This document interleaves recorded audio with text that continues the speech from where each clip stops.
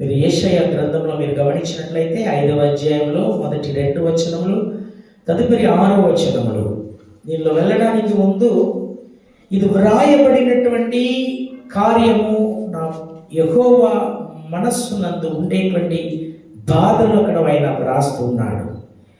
ఎందుకంటే నా జనులు మంచి రుచి ఇచ్చేటువంటి ఫలముగా ఉంటారని నేను అనుకున్నాను, కానీ వారైతే కారు ద్రాక్ష పండులే ఇచ్చారు అనేసి చెప్తాడు.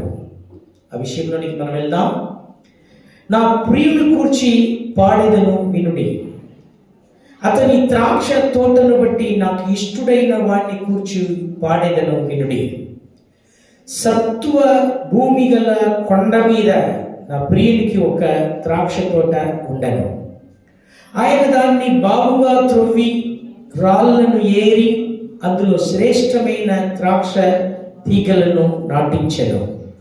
దాని మధ్య పురుచు ఒకటి వేయించి ద్రాక్ష తొట్టిని తొలిపించెను. ద్రాక్ష పండ్లు ఫలింపవలనని ఎదురు చూచుచూ ఉండను, కానీ అది కారు ద్రాక్షలు కాచెను. 6వ వచనంలో అది శుద్ధి చేయబడదు, పారతో త్రవ్వబడదు, దానిలో కచ్చ పొదలను పళ్ళు రెక్కసి చెట్లును బలిసి ఉండెను.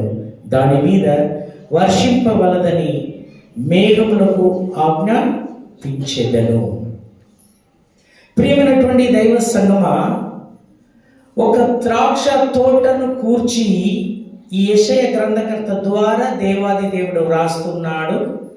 ఎందుకంటే తన ప్రజలు అయినటువంటి ఇశ్రాయేలు జనాంగం మంచి ఫలములు ఇవ్వాలి అని ఆయన అంత శ్రమ పడేటప్పుడు, కానీ అది కారు ఫలములు ఇవ్వడం ఎందుకు అనేసి, ఎందుకంటే 4వ వచనం మీరు గమనించినట్లయితే, నేను నా ద్రాక్ష తోటకు చేసిన దానికంటే మరేమి దానికి చేయగలను?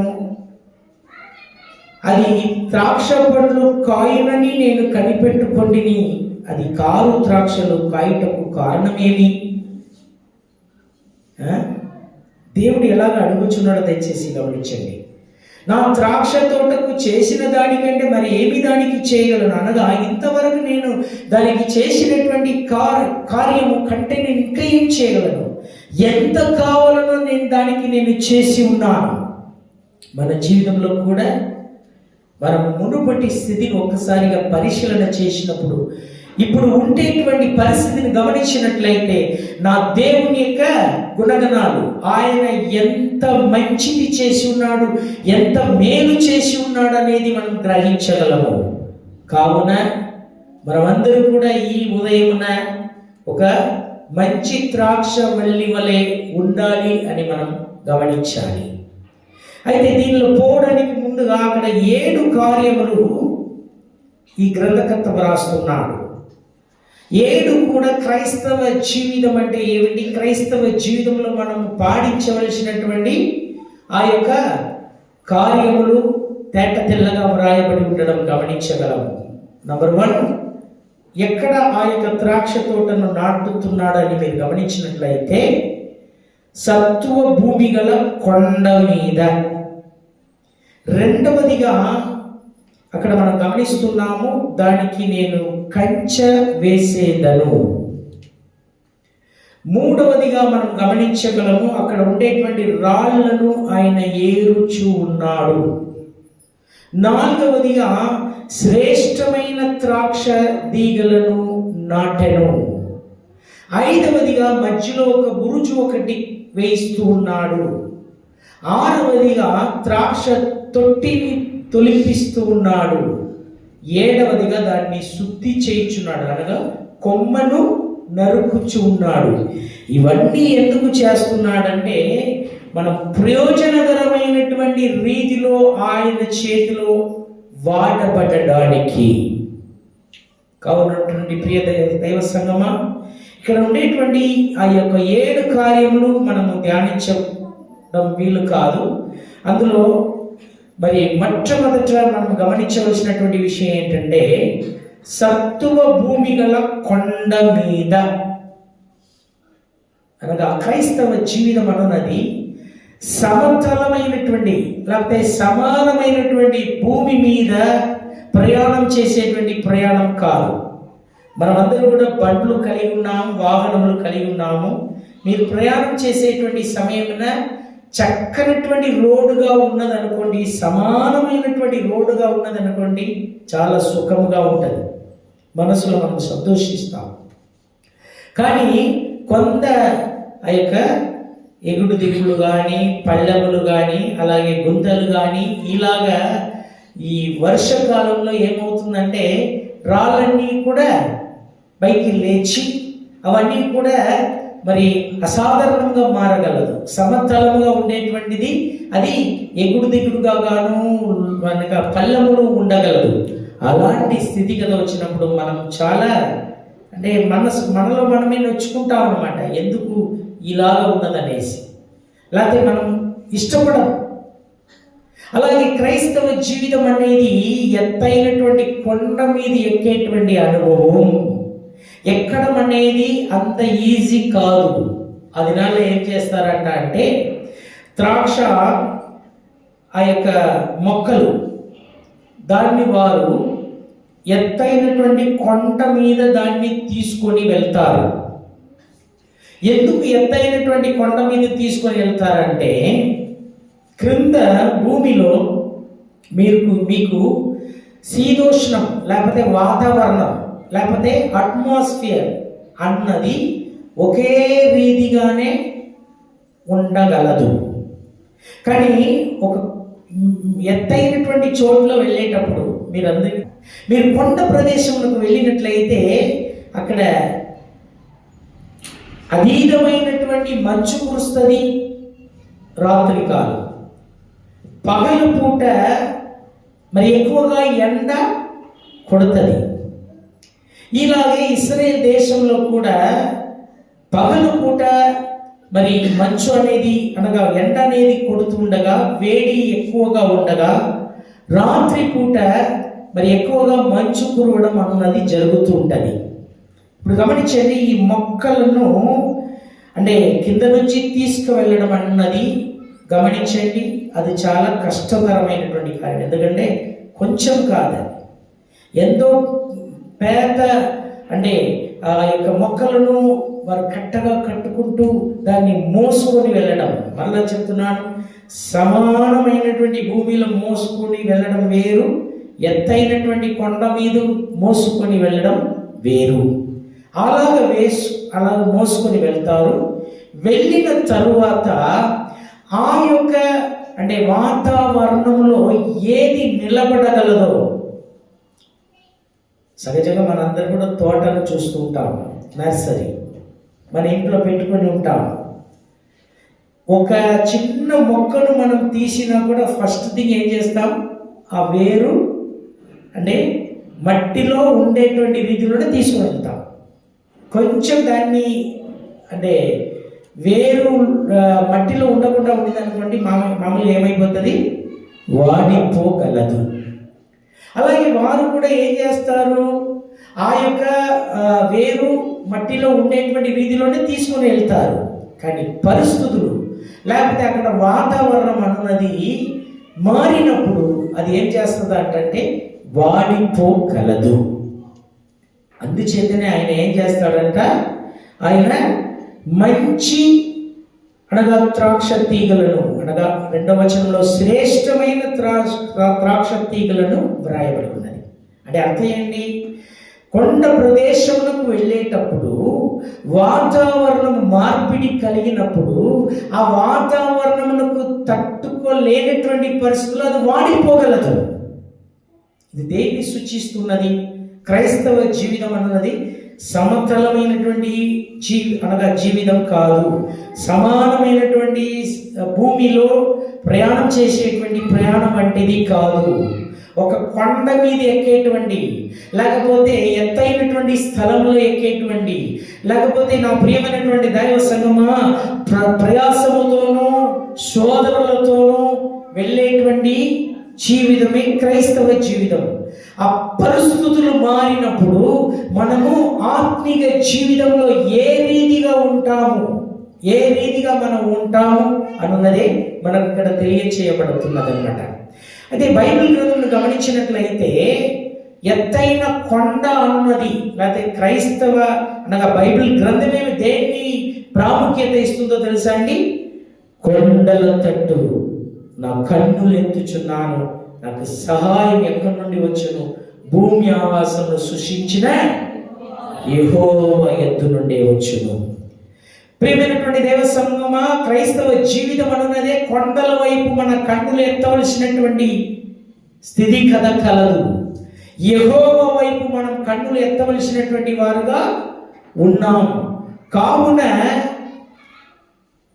మన క్రైస్తవ జీవితంలో దయచేసి గమనించండి, బైబిల్ గ్రంథంలో ఎన్నో విధమైనటువంటి కొండలను మనం గమనించగలము, ఎన్నో విధమైనటువంటి పర్వతములను మనం గమనించగలము. అయితే దాని నుంచి ఈ దినాన కొన్ని పాఠాలను మనం నేర్చుకుందాం. పరిశుద్ధ గ్రంథంలోనే మొట్టమొదట కనబడేటువంటి ఆ యొక్క కొండ ఎక్కడమ్మా? మీరు చెప్పవద్దు కానీ అందరూ ఆదికాండం 8వ అధ్యాయంలో 4వ వచనములకు వెళ్ళినట్లయితే 7వ నెల 17వ దినమున ఓడ అరరాతు కొండల మీద నిలిచెను. నీళ్లు 10వ నెల వరకు క్రమముగా తక్కుచు వచ్చెను. అయితే ఈ నరుడు దేవునికి అయిష్టమైనటువంటి పాపం చేసినప్పుడు దేవాది దేవుడు ఆ యొక్క భూమిలో ఉండేటువంటి నాసికారాంతరంలో శ్వాసం కలిగినటువంటి ప్రతి జీవులను నా దేవాది దేవుడు నాశనం చేయకోరినాడు. అయ్యా, అప్పుడు నోవాహు దేవుని దృష్టిలో నీతిమంతుడుగా ఉండెను కాబట్టి నోవాహుతో ఒక మాట పలుకుచున్నాడు, నీవును నీ వారును ఆ ఓడలో ప్రవేశించుడి. అలాగ మనం గమనించినప్పుడు ఆ దినాన్న నోవాహునకు దేవుని యొక్క కృప మాత్రమే. హల్లెలూయా. కృప చేత రక్షణ పొందినారు. ఇది నీ వలన కలిగినది కాదు, దేవుని యొక్క కృపావరం అది.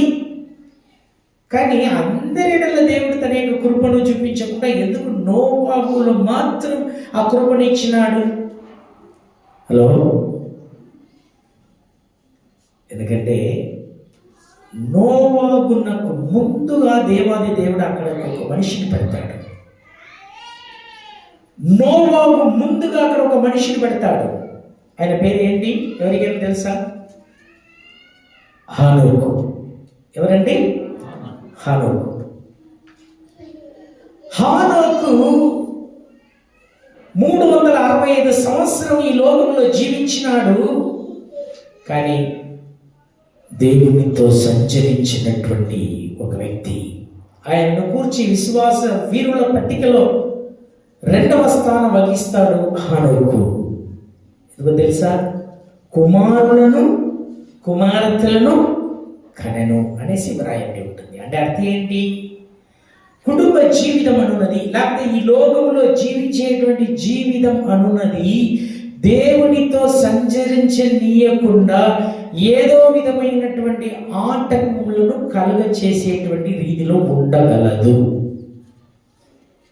ఎందుకంటే బైబిల్ గ్రంథంలో మీరు ఒకసారి పరిశీలన చేసినట్లయితే, దాన్ని ధ్యానించినట్లయితే నిజముగానే మనము అంటే ఆశ్చర్యపడిపోతాం. కావున కుటుంబ జీవితం అనున్నది, ఇప్పుడు దయచేసి గమనించండి, అక్కడ సాతానుడు రావడం ఆదాము దగ్గర రావడం లేదు, హవ్వ దగ్గర వస్తున్నాడు. 16వ వచనం ఒకసారిగా మనం తెలుగులో చదువుకుందాం.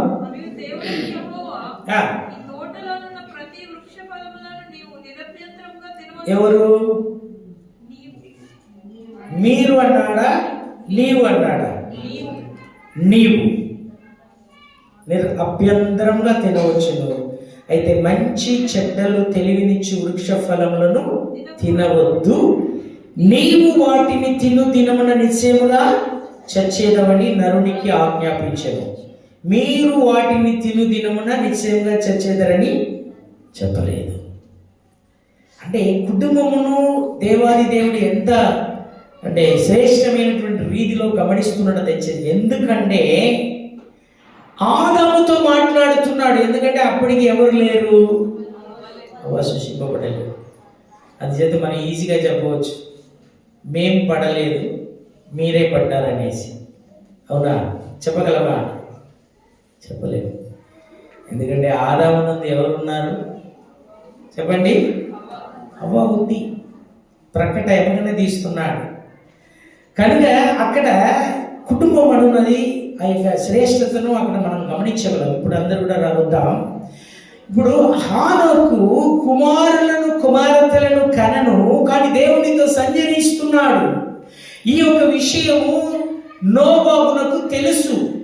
నోవాహు సహజంగా ఆ దినాల్లో ఏం జరుగుతుందంటే తరతరాలుగా వాళ్ళు పెద్దలు చిన్నలకు వారు బోధిస్తూ ఉంటారు. అలాగే చెప్పడంను బట్టి వారు తమ యొక్క జ్ఞాపకంలో వారు పెట్టుకొని ఉంటారు. ఈవెన్ ఆదికాండం నుంచి దుఃఖదశకాండం వరకు రాసినది ఎవరండి? మోషే రాసినాడు. ఎన్ని సంవత్సరాల తర్వాత వ్రాసి ఉన్నాడో తెలుసా? ఇంచుమించి సృష్టి జరిగినటువంటి ఇంచుమించి 1500 సంవత్సరం తర్వాత మోషే ఈ గ్రంథమును రాస్తున్నాడు. ఇవన్నీ ఎలాగ రాస్తున్నాడు? పరిశుద్ధాత్మ ప్రేరణ వల్లనే వ్రాస్తున్నాడు. అయినను తల్లి ఒడిలో పాలును త్రాగేటువంటి మోషే తల్లి చేత బోధింపబడినటువంటి వాడుగా దాన్ని రాయడం చాలా ప్రాముఖ్యమైనటువంటి విషయం. కావున మన పిల్లలు ఏం చేయాలి? మన పిల్లలకు తల్లిదండ్రులు ఏం చేయాలి? పిల్లలు నడవవలసినటువంటి వాటిని వారికి బోధించుము. అప్పుడు వారు వృద్ధులైనా కూడా దాని నుండి తొలగక ఉండేదరు. కానీ మన తల్లిదండ్రులే ఇక్కడ ఉండడం లేదు. తల్లిదండ్రులే దేవునికి ప్రాముఖ్యత ఇవ్వడం లేదు. పిల్లల గురించి ఇంకెందుకు? కానీ నా ప్రియమైనటువంటి దేవ సంగమా, మనం ఏం చేయాలండి?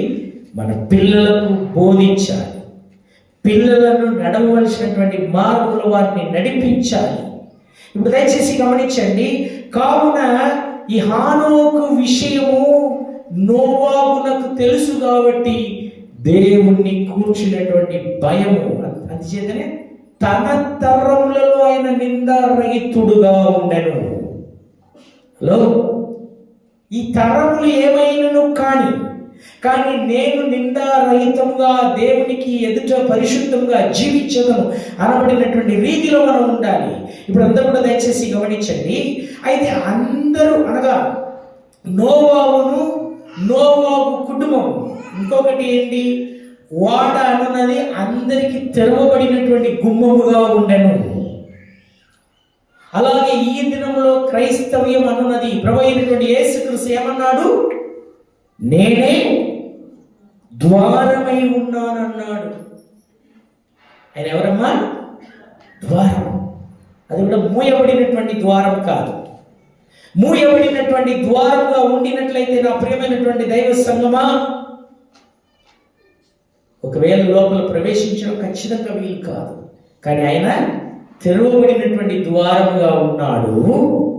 తదుపరి మీరు గమనించండి, అలనాడు అందరికీ ఆ యొక్క ఓడ తెరవబడినది కానీ ఎవరు కూడా విశ్వసించలేదు. కారణం ఎందుకు? మీకు అనగా వర్షము కురియుము అని అక్కడ చెప్పడం జరిగినది. కానీ అంతవరకు వర్షం ఏంటో వాళ్ళకు తెలియదు. అంతవరకు వాళ్ళకి తెలిసినదంతా మంచు మాత్రమే తెలుసు. మంచు వల్లనే ఆ యొక్క మొక్కలన్నీ కూడా మొలకెత్తినది, లేకపోతే అది ఎదిగినది అని మనం గమనించగలరు. కానీ వర్షమును కూర్చి వారికి తెలియదు. అలాగే ఈ దినాన్న ప్రభు అయినటువంటి యేసుక్రీస్తు యొక్క కార్యములు, ఆయన యొక్క రాకడ, మనం ఎవరై ఉన్నామో, ఆయన ఎవరమై ఉన్నాడు, లేకపోతే మనం ఏం కానే ఉన్నాము, ఇవన్నీ కూడా వాళ్ళ యొక్క బుర్రకు అందదు. కారణం ఏంటంటే వాళ్ళకు తెలియదు కాబట్టి. కానీ అలనాడు ఆ యొక్క ఓడలో ప్రవేశించినటువంటి అనగా చిన్న జంతువుల నుండి, లేకపోతే మరీ చిన్న ప్రాణుల నుండి, జీవుల నుండి అందరూ కూడా జల ప్రళయం నుండి తప్పించబడ్డారు.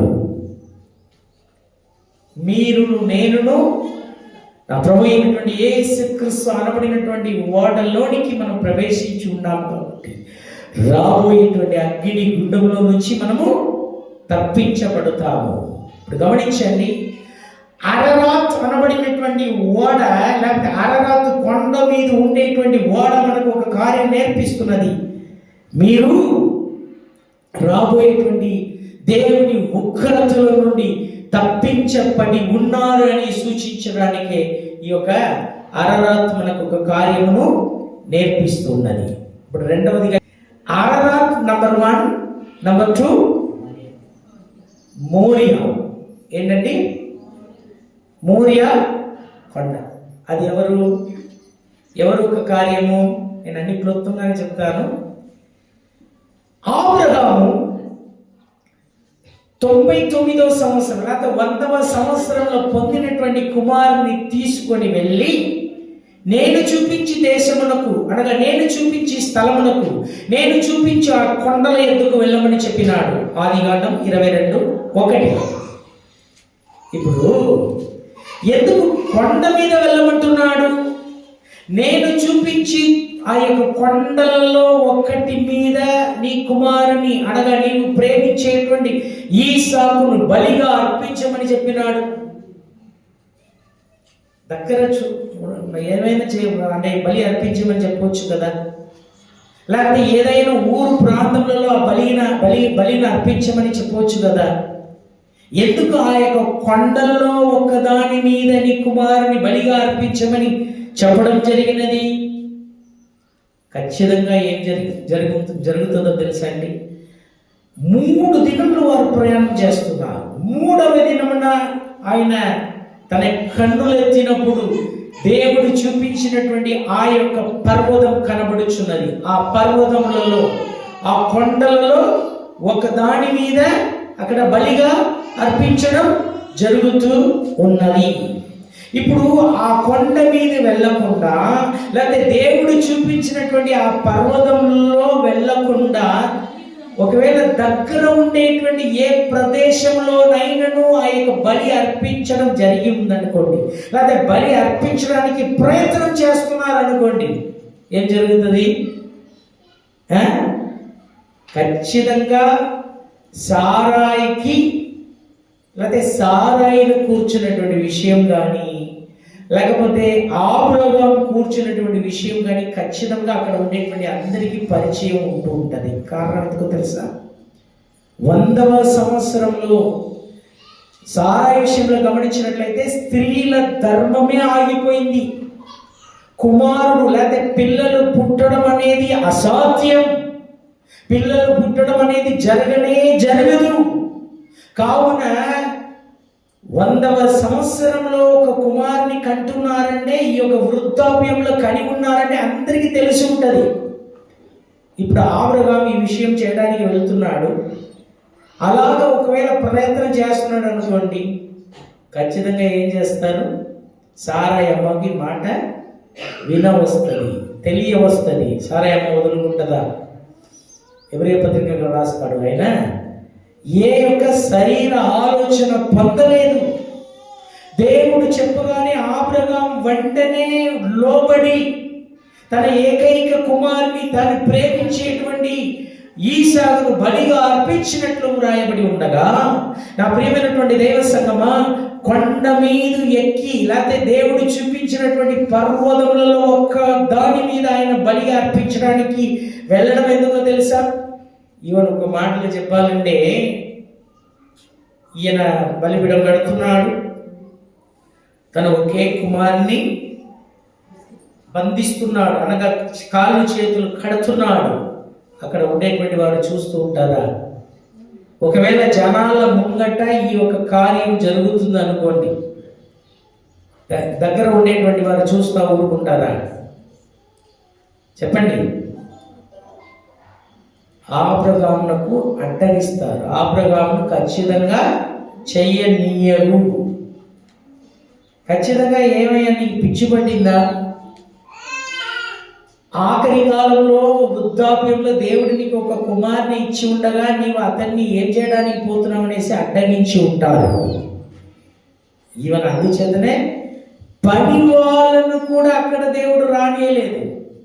పని వాళ్ళను కూడా ఏమన్నాడు, మీరు ఇక్కడనే ఉండండి, నేను నా కుమారును దేవుణ్ణి ఆరాధించి దేవునికి మొక్కి తిరిగి వస్తామన్నాడు. కావున ఇక్కడ జరుగుతున్నటువంటి కార్యం ఏంటంటే, అబ్రహామును ఈసాకును ఒంటరిగా తీసుకొని వెళ్ళి పర్వతముల మీద, నేను అనుకున్నాను ఒకవేళ ఈ కార్యం జరిగి ఉండలేదు అనుకోండి, యెహోవా ఈరే అంటే అర్థం ఏంటండి, దేవుని పర్వతమునందు చూచుకొన పడును అనబడినటువంటి విషయము ఖచ్చితంగా కలిగి ఉండదు. అనగా దేవాది దేవుడు ఒక కార్యమును ఉద్దేశిస్తున్నాడంటే, ఎందుకు అంటే అబ్రహాము తన కుమారుని కంటే నన్ను ప్రేమిస్తున్నాడా అని పరిశీలన చేయడానికి ఒక పరీక్ష జరుగుతున్నది. అయినా కూడా 3 దినములు ప్రయాణం చేసి వారు పని వాళ్ళు గాడిద మీద ముందుగా వెళ్తారు. ఆ తర్వాత దేవుడు చూపించినటువంటి స్థలం రాగానే పని వాళ్ళతో అంటాడు, మీరు ఇక్కడనే ఆగండి అని చెప్పేసి ఆ కట్టెలను ఈసాకు మీద పెట్టి కొండ మీద వారు నడవడం గమనిస్తున్నాము. అప్పుడే అడుగుతాడు ఈసాకు, డాడీ కట్టెలు ఉన్నవి, నిప్పు ఉన్నది, బలి జంతువు ఎక్కడని అడిగినప్పుడు అబ్రహాము అంటాడు, యెహోవా ఈరే అనేసి. హల్లెలూయా, హల్లెలూయా.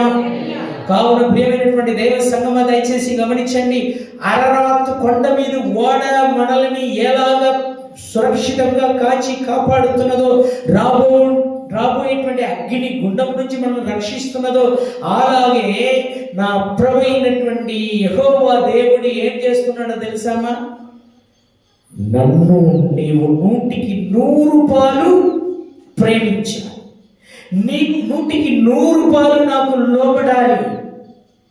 కావున నేను నిన్ను నడిపించేటువంటి ఆ యొక్క అనగా జీవితం అన్నది, లేకపోతే నడిపించేటువంటి విధానం అన్నది 3 దినములు పర్వతములు మీద ఎక్కి వెళ్ళేటువంటి అనుభవముగా దేవాది దేవుడు ఇక్కడ గమనించగలము. 3వదిగా ఇంకొక పర్వతం మనం చూడగలము. ఆ 3వదిగా ఉండేటువంటి పర్వతం ఏంటో తెలుసా? 3వదిగా ఉండేటువంటి పర్వతం ఎక్కడ? Number 1 Ararat, number 2 Moriah. ఎందుకంటే మోరియా ఈసాకు బలిగా అర్పించినటువంటి స్థలం. ఈ దినంలో యెరూషలేములో ఉన్నది. అక్కడ యెరూషలేము దేవుని ఆలయం కట్టబడనే ఉన్నది. అయితే నా ప్రియమైనటువంటి దైవ సంగమా, అది బట్టి కాకుండా అది ఈ యావత్ ప్రపంచమునకు కేంద్రీయంగా ఉన్నదంటారు. అక్కడనే నా ప్రభు అయినటువంటి యేసుక్రీస్తు జన్మించడం జరిగినది యెరూషలేము. కావున దేవుని యొక్క ప్రణాళిక అది మోరియా కొండ, ఓరేబ్ అనబడినటువంటి దేవుని పర్వతం. తన ప్రజలు ఐగుప్తు దేశంలో వారు బానిసలుగా ఉండగా దేవాది దేవుడు వారిని విడిపించెదను అని మాట ఇచ్చినాడు, వాగ్దానం ఇచ్చినాడు. మీరు సరిగ్గా గమనించినట్లయితే యోసేపును ఎరుగనటువంటి ఒక క్రొత్త రాజు రావడం, ఇశ్రాయేల్ జనాంగములను శ్రమ పెట్టడం, వారు దేవునికి మొరపెట్టడం జరుగుతున్నది. అందుచేత దేవాది దేవుడు ఏం చేస్తున్నాడు, అక్కడ ఈ ఇశ్రాయేలును ఎదగనీయకుండా, లేకపోతే వారు అభివృద్ధి చెందనీయకుండా వారిని వారిని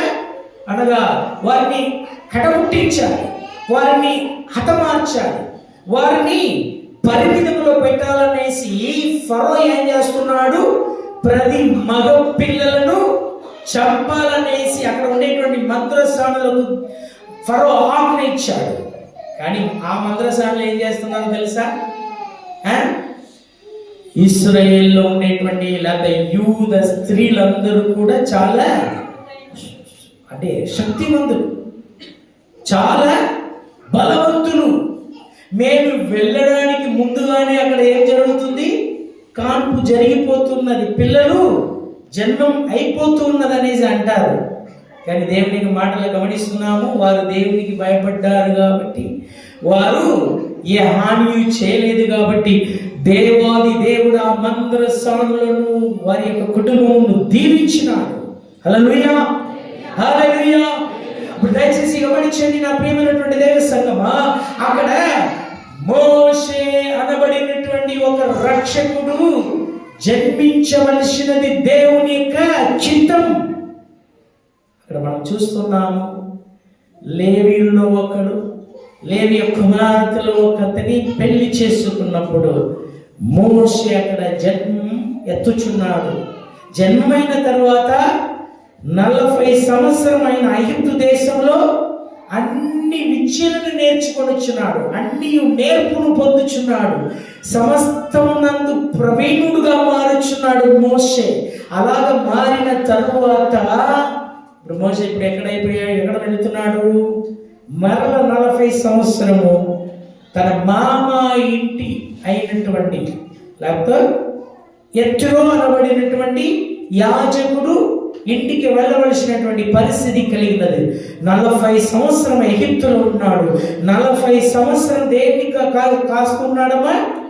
గొర్రెలను కాస్తున్నాడు, గొర్రెలను మేపుతూ ఉండేటువంటి మోషే.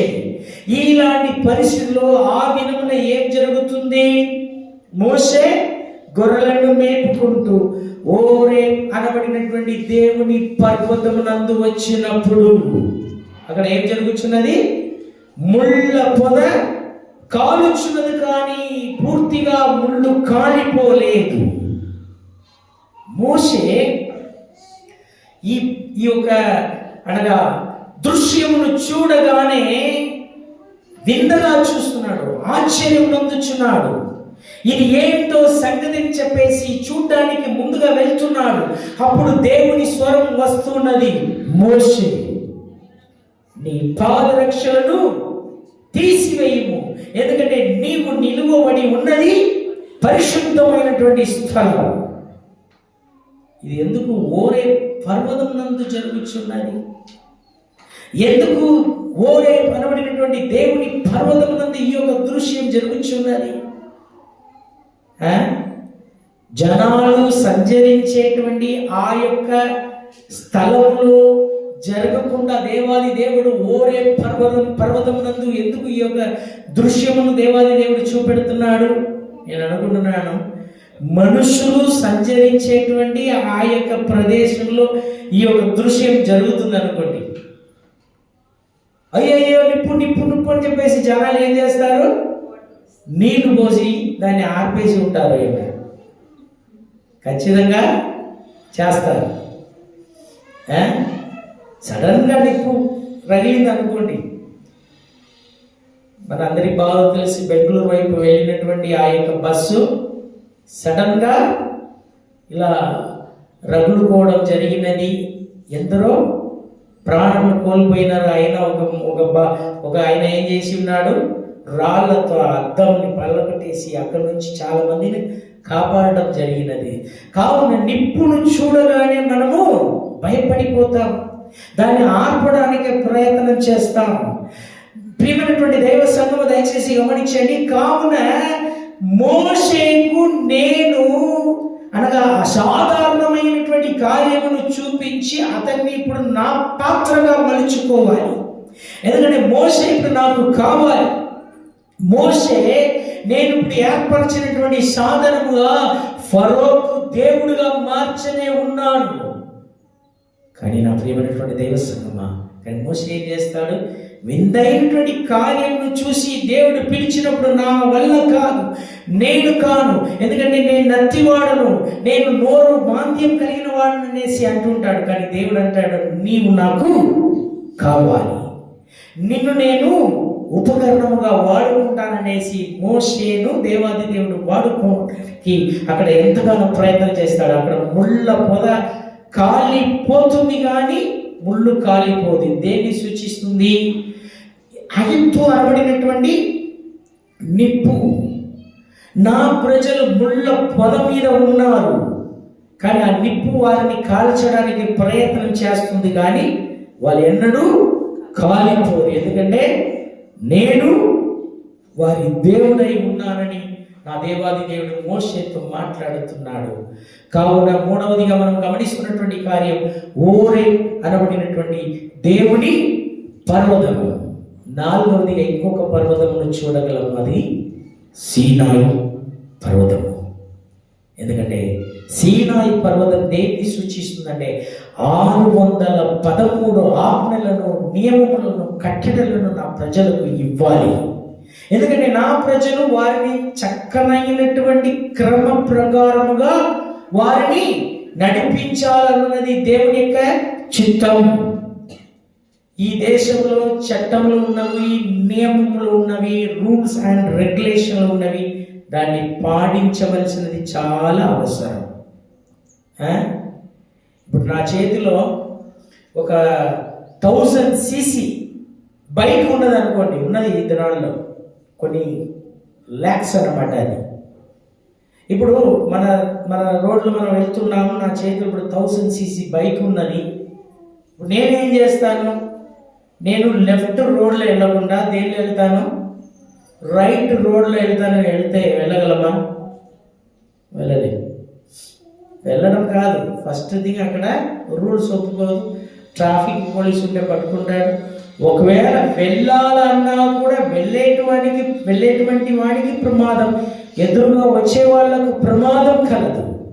కావున ప్రియమైనటువంటి దైవ సంగమా, రూల్స్ అండ్ రెగ్యులేషన్ లేకపోతే చట్టము, న్యాయము, ప్రమాణము అవన్నీ కూడా ఎందుకు? మన మంచి కొరకు. దేవాది దేవుడు ఆజ్ఞలను ఇచ్చాడు, కట్టడలను ఇచ్చాడు. అలాగే దేవుని యొక్క సంగమా, మనకు బైబిల్ దేవాది దేవుడు ఇచ్చున్నాడు. అందులో ఎంతో నియమములు కలదు, ఎంతో ప్రమాణములు కలదు, కట్టడలు కలదు, ఆజ్ఞలు కలదు. అవన్నీ ఎందుకోసం? మన మేలు కొరకు. మన నియమములు ఉన్నది, కట్టడలు ఉన్నది, క్రమములు ఉన్నది.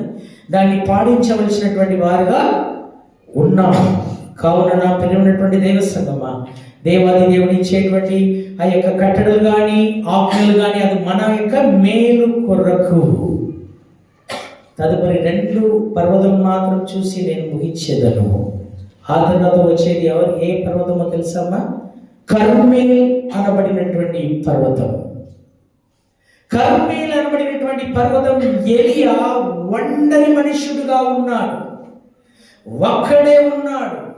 ఎదురుగా 450 ప్లస్ 400 మొత్తం 850 ప్రవక్తలు ఉన్నారు. వారందరూ కూడా బయల్ ప్రవక్తలు. వారికి క్రమం ఉండదు, ఏ ఒక్క అనగా నియమం ఉండదు. కానీ ఎలియా ఒక్కడే ఉన్నాడు. కానీ అక్కడ జరిగినటువంటి కార్యం మీకు అందరికీ బాగుగా తెలుసు.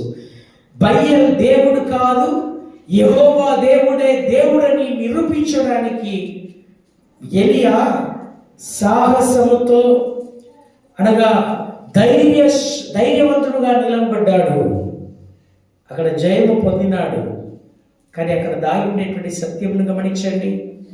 వెళ్ళి ఎలియా ప్రార్థన చేసేటప్పుడు దేవుడు ఏమన్నాడు తెలుసా?